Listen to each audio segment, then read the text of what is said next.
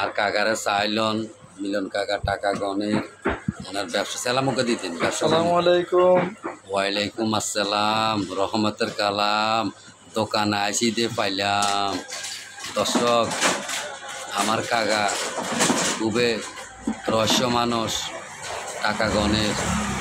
টাকা ভিতরে আরো 5-10 টাকা আছে, এইগুলো লইয়ালা এগুলো কি না লইয়ালা।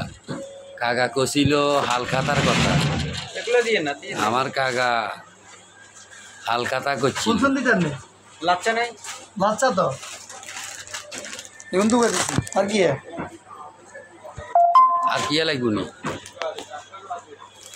কাকা যা আপনার হালখাতা করছিল। ধর বুঝালো এখন 100 টাকা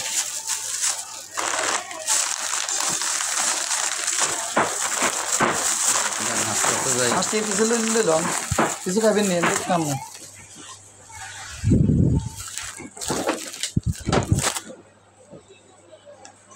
ওমর কোনায় ঢাকা গেছে নাকি? না উমর না না ভালো আছে।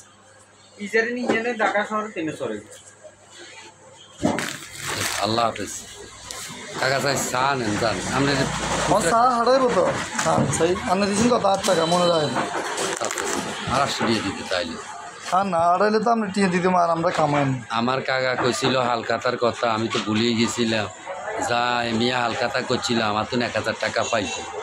তা আমি আমার বাড়িতে 2 দিন বার কইছি যে আমার তো টাকা পাইব, এখন কাকার টাকাটা কীভাবে দেওয়া যায়।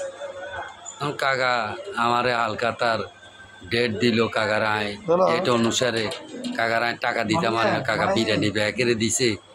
আরে কাকা বিরিয়ানি দেন। আচ্ছা আমার বিরিয়ানি লাই দুঃখ ন, কাকা যা হালখাতা করছিল টাকার আশা।